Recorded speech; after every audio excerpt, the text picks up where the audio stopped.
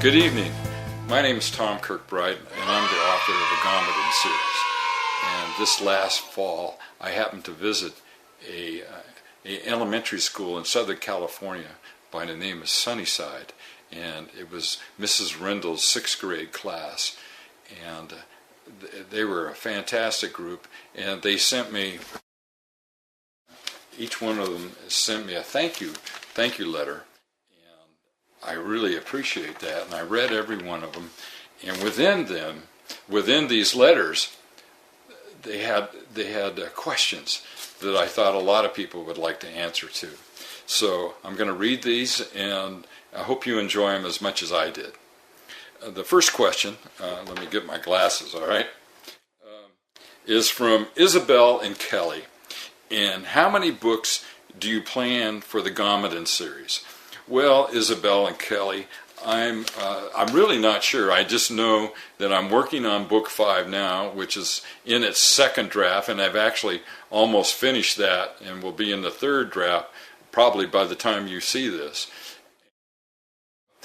And number 6 is in the outline stage, and when I get done with that, I'll probably know what book 7 is going. But for right now, it's book 5 and book 6. And those two are my number one focus right now. All right? Thank you. Isabella asks the next question. Are there any other antagonists, or bad guys, right, in the series? Yes, Isabella, there's a whole slew of them. So many, sometimes I can't remember, but there was Tsar in the first book, and General Gunn. And in the 2nd book, there was a guy named Milton Cribbs, and even the President of the United States. What inspired me to make Mogi? Well, I have a couple of next-door neighbors that have Chihuahuas, and their Chihuahuas are, have these huge ears, like Mogi here has the big ears. They're very pompous, and they walk around like they're 10 feet tall, right? And so that was kind of what I was looking for in Mogi's character. And he sure fits the bill, doesn't he? All right. Well, thank you, Isabella. So, no, that was from Emily D. Sorry about that, Emily. That was a great question. The next question she has, though, is why didn't I use my first cover for the book? Well, I liked the cover, but I like the cover that I ended up with a lot more, because it carries, as you notice, each book has a graphic of the saucer, and I just wanted to make sure that it stayed with the series all the way through. And the first book cover I didn't cover that. It didn't. It just needed more. And that's why I chose book 1. Actually, a class like yourself chose book 1 cover, and I just continued it on. I always thank them for that. All right, the next question comes from Emily M. Okay, not D, Emily M. How did the girl and the group of boys meet? Well, Harlow and Riverstone and Wiz were out. They ditched school that one day because Harlow and Riverstone had to go body surfing on these humongous waves in Newport. And during that time, this boat comes out, this yacht full of partygoers and girls and things, and that overturns when a rogue wave hits it. And what do you know? Here's Riverstone and Harlow out rescuing the people that were on board, and one thing leads to another. Harlow rescues Leucadia, and then they become an item, and the rest is history. All right?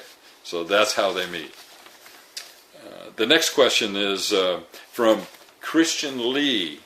Have you ever considered getting Mogi a buddy of his own, or maybe even a girlfriend? I sure have, and I think that's a great idea, Christian. Mogi would love a girlfriend. So we're going to see if we can't make that happen in a future book, all right? Also, if the crew ever gets to the core, what will be waiting for them? hopefully a place that will take care of Millawanda and get her fixed, right? So thank you, Christian. That's great. The next question comes from, I think it's Seville. Am I pronouncing that right? If I'm not, I apologize. In her question, or his question, I'm not sure about that. Do you ever plan on ending the series? And right now, I would say no, because they're still pretty young. They're only 18, and so they got a long ways to go. I don't see an end for that, because there's still a lot of bad guys in the very big galaxy, right? And that's their job, is taking care of the bad guys, the antagonists, And that, who said that? That was from Isabella. All right. So the next question comes from Charlie Nugent. And what's it like being an author? And Kelly, my number one fan, she says, kind of asked that same question. So I'm going to kind of combine those two. What's it like being an author? It's wonderful. I get to create my own worlds, my own good guys and bad guys, and I'm able to come and visit classes like yourselves and discuss writing. It's just a lot of fun, and to go to conventions and see the different writers and my fans that come to see me at these conventions and the book events. So it's a great life, and I really feel honored and blessed that I'm able to do that. So thank you, Charlie and Kelly. Those are great questions. Great. And the next question comes from Ariana in Nuevo. I think I'm pronouncing that right. Does your wife give you any ideas? And she sure does. And I thank her every day for the work that she does editing my work, because she's able to push it out and to see things that I can never see when I'm writing, because I'm this close to it. I think I showed you in your class that I have a lot of pages. On every page that I do, there's something red written on it that needs correcting, or commas, or words missing. It's just really tough, and she puts it all together and does a wonderful job. And her ideas at times have really made a difference in the story also. So she's great. And the next question from Ariana and Nuvo: have you ever met Gary Paulson and R.L. Stine? No, I haven't. But I know they're great authors. I would be honored to meet them someday. I think that would be a lot of fun. All right. Now the next question comes from Vince. What is the most thing? Let's see. What is the most thing you love about writing? The most thing. I think it's the everyday involvement with getting the characters out of trouble, and going along with them, from a writer's point of view, because they take me along there too. It's just exciting. It can really be exciting. So I think it's just the process, and also, again, like I said, coming to meet classes like yourself and discussing the books, and then having all these wonderful letters sent. Thank you. Those are just, you can't beat that. So thanks, Vince. Appreciate that. The next question comes from Kira. How long does it take to finish a coloring of the pictures and the bookmarks and the posters? All right. Well, Kira, it all depends on how complicated the posters are, or the pictures, or the book covers. Now, the book covers sometimes take at least 2 weeks to do. Sometimes a bookmark I can do in a day, and that's really easy. All right. Thank you. And the next question comes from Brian. How many pages is the 5th and the 6th book going to be? Well, Brian, the first book was like 435. The second book, I think, was 630, somewhere in that range. But the third book was like 715 pages or something. And book 4 was 550 pages, maybe 35.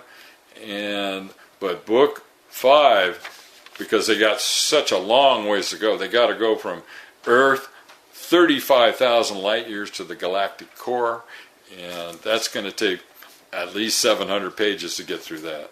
So I know, as you can see in my manuscript, there's a lot of pages there, and so that's the answer. In book 6, of course, I haven't written it, so I don't know how long that's going to be. So I don't think it's going to be as long as book 5, but you never know. Never know. All right, so the next question Brian has is, what makes me think of the names? Well, Brian, the names are very important to every story. So if you're ever writing a story, you got to make sure that the name fits the character. And there are times when I go all the way through my drafts, my first, second, and third draft, and I'm not comfortable with the name at all. All right, and so I will change that. And that's the beauty of having a computer. You can just search and replace the whole name, and make sure you do them all, because there might be one that you miss. So you got to be careful about that. But have a good name and stick with it, and it'll mean a lot to your story. So and then Brian has one more question. Where do the robots come from? Well, I like to call them, we call them robobs in the story, Brian. And the robobs come from the ship itself. And they're the helpers, the ship's helpers. Kind of like in the Sorcerer's Apprentice, remember all the broomsticks and everything? That's what the robobs are. They help clean up things. They help fix things. They bandage you. They're medics. They're all kinds of things. They bring you doubles and hamburgers and animal fries and all that kind of thing. All right. So yeah, they're can't get along without them. All right. Now for the last question, it comes from Travis, and he asked me, Mr. Kirkbride, can you sing? And I said, well, I think I can, but my wife says I should keep it to the bathroom or somewhere nobody can hear me. Well, she says that when I start singing, the animals, the dogs, start taking off and all kinds, and she has to go find them. So that's the answer, I guess. And I just have to keep it to the bathroom. So thank you, Brian. Thank you, Travis. Thank you, Kara, Ariana. Thank you all. Such great questions. And I hope everybody has a wonderful Christmas and a happy New Year, and a safe one too. Bye-bye for now. Bye-bye.